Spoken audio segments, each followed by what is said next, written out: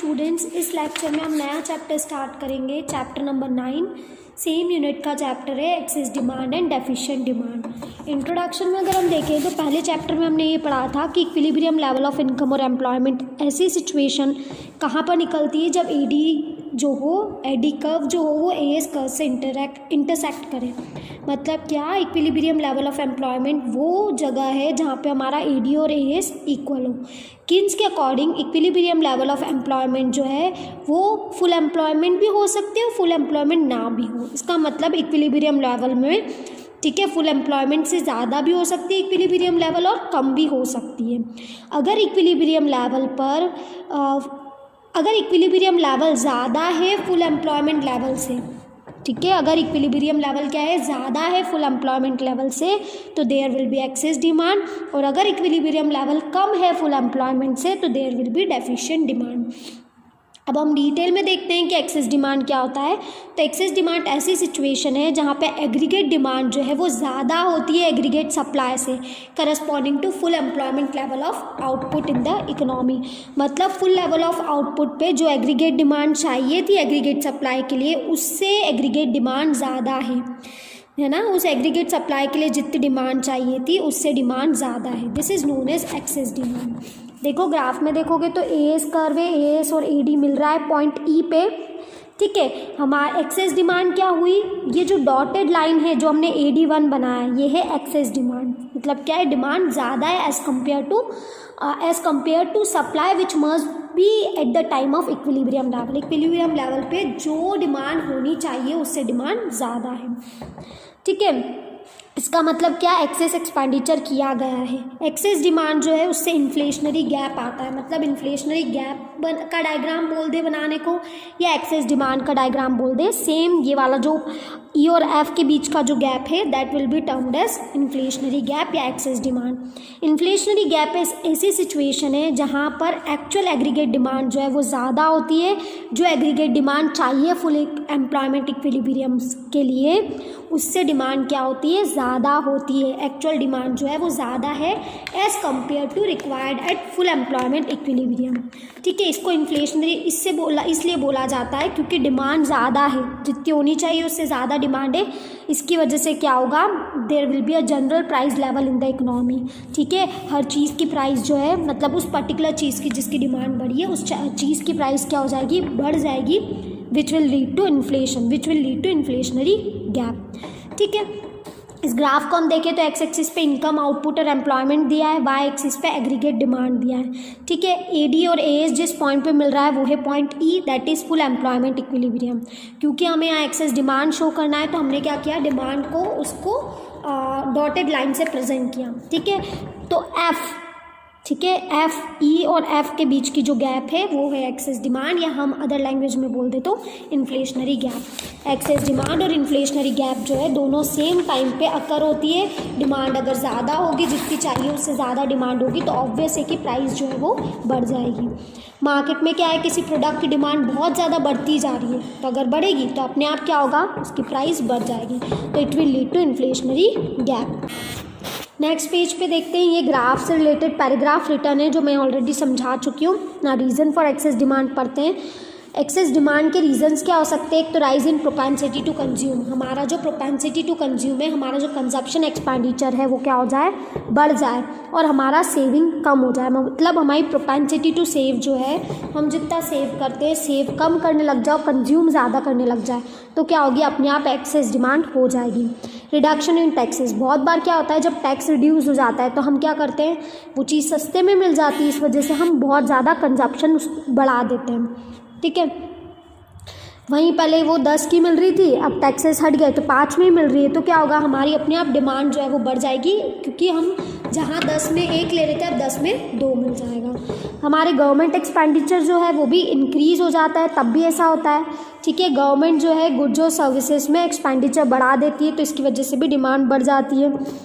Increase in investment, अगर investment बढ़ जाता है, ठीक है, इन्वेस्टमेंट अगर बढ़ जाता है तो क्या होता है, रेट ऑफ इंटरेस्ट जो है वो कम हो जाता है, as a result higher returns मिलते हैं, और लोगों को अगर हायर रिटर्न्स मिलते हैं तो वो डिमांड ज़्यादा करने लगते हैं। हमारा इंपोर्ट कम हो जाता है, मतलब हम कम लोगों से ले रहे हैं, है ना। हम अगर कम लोगों से ले रहे हैं तो ऑब्वियस है कि अब हमको इंडिया के ही चीज़ों की डिमांड बढ़ जाएगी। एक्सपोर्ट बढ़ रहा है, ज़्यादा चीज़ बाहर की कंट्रीज़ में हमको ज़्यादा से ज़्यादा सामान बेचना पड़ रहा है, तो क्या हो रहा है, डिमांड बढ़ रही है, राइट। तो 6 पॉइंट्स आर सफिशिएंट, हमको 6 पॉइंट से ज़्यादा किसी भी क्वेश्चन में नहीं करने हैं। Now impact of excess demand. Excess demand का आउटपुट, एम्प्लॉयमेंट और जनरल प्राइस लेवल पे क्या इम्पैक्ट होगा ये हम देखते हैं। आउटपुट पे तो कोई इफेक्ट नहीं होगा, क्योंकि इकोनॉमी जो है already full employment equilibrium level पे है। अब और कोई कैपेसिटी नहीं है कि हम और ज़्यादा आउटपुट प्रोड्यूस कर सकें। एम्प्लॉयमेंट में देखें तो एम्प्लॉयमेंट लेवल भी चेंज नहीं होगा। क्यों नहीं चेंज होगा, क्योंकि ऑलरेडी ये फुल एम्प्लॉयमेंट इक्विलिब्रियम लेवल पर है, यहाँ पर कोई भी अनएम्प्लॉयमेंट नहीं है, इनवॉलंटरी अनएम्प्लॉयमेंट नहीं है। फिर effect on general price level, तो क्या होगा, एक्सेस डिमांड की वजह से जो जनरल प्राइस लेवल है वो तो बढ़ेगी, क्योंकि डिमांड ज़्यादा हो गई है तो प्राइस जो है वो बढ़ जाएगी। नेक्स्ट टॉपिक हम नेक्स्ट पेज से देखते हैं, डेफिशिएंट डिमांड। तो डेफिशिएंट डिमांड एक ऐसी सिचुएशन है जहां एग्रीगेट डिमांड जो है वो कम है, ठीक है, as compare to aggregate supply at full employment equilibrium level. मतलब फुल एम्प्लॉयमेंट इक्विलिब्रियम लेवल पर जैसी एग्रीगेट डिमांड और सप्लाई चाहिए थी, सप्लाई के कंपैरिजन में डिमांड जो है वो कम है, तो वो क्या हो जाएगी, डेफिशिएंट डिमांड, ठीक है। ये सिचुएशन तब आती है जब हमारा प्लांट एग्रीगेट एक्सपेंडिचर जब हमारा एक्सपेंडिचर जो होता है वो कम हो जाता है, ठीक है। इस समय डिफिशिएंट डिमांड है, तो जो गैप आएगा वो कौन सा आएगा, डिफ्लेशनरी गैप आएगा। डिफ्लेशनरी गैप एक ऐसी सिचुएशन होती है जहाँ हमारी एक्चुअल एग्रीगेट डिमांड जो होती है वो कम होती है as compare to aggregate demand required to establish full employment equilibrium. Now see this graph. इस ग्राफ को अगर हम देखेंगे तो क्या होगा, ग्राफ में देखेंगे तो एक्स एक्सिस पे इनकम, आउटपुट और एम्प्लॉयमेंट है, वाई पे एग्रीगेट डिमांड है। सबसे पहले एग्रीगेट सप्लाई कर्व बनाया 45 डिग्री से, एग्रीगेट डिमांड कर्व बना दिया, ठीक है। ई वाले पॉइंट पे तो फुल एम्प्लॉयमेंट इक्विलिब्रियम है। हमने बोला डेफिशिएंट डिमांड मतलब डिमांड कम है, तो नीचे की साइड इन्होंने डॉटेड लाइन बना दी, ठीक है। तो ई और जी जो है वो क्या है, डिफ्लेशनरी गैप है, यहाँ हम बोल दो डिफ्लेशनरी या डिफिशिएंट डिमांड है, ठीक है।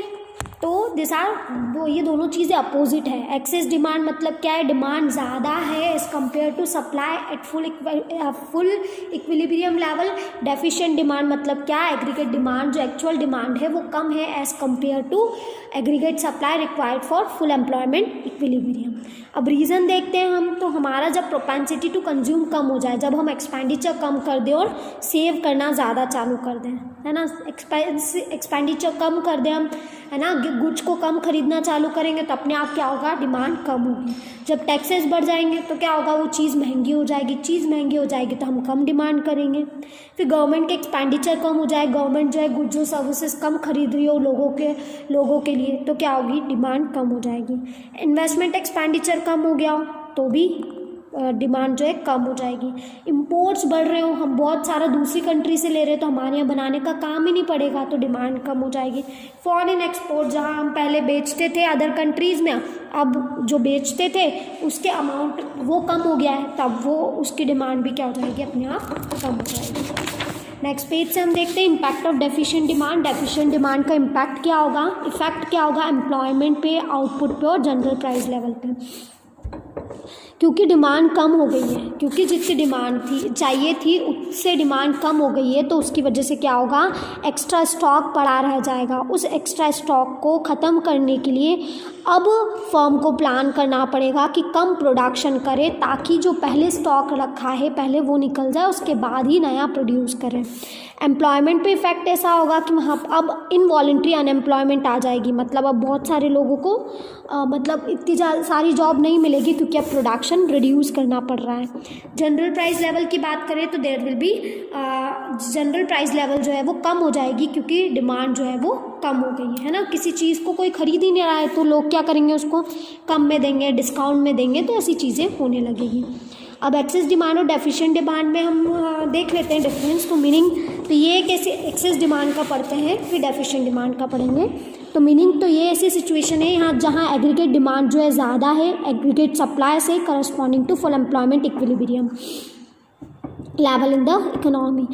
डेफिशिएंट डिमांड देखें तो ये कैसी सिचुएशन है जहाँ एग्रीगेट डिमांड जो है वो कम है एग्रीगेट सप्लाई से as compare to the corresponding to the full employment level.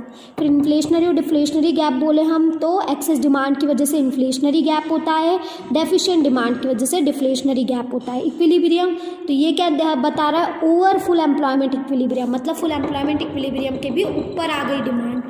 और डेफिशिएंट डिमांड मतलब क्या कि फुल एम्प्लॉयमेंट से कम है तो अंडर एम्प्लॉयमेंट इक्विलिब्रियम हो गया। रीज़न, जब हम एक्सपेंडिचर जो होता है एंटिसिपेटेड एक्सपेंडिचर जब वो बढ़ जाता है तो क्या होती है एक्सेस डिमांड, और जब एंटिसिपेटेड मतलब जो सोचा था उस एक्सपेंडिचर से कम एक्सपेंडिचर हो रहा है तो there will be deficient demand. ठीक है। Impact on output and employment, तो यहाँ पर आउटपुट और एम्प्लॉयमेंट अफेक्ट नहीं होगी, यहाँ पे फॉल इन आउटपुट और फॉल इन एम्प्लॉयमेंट होगा।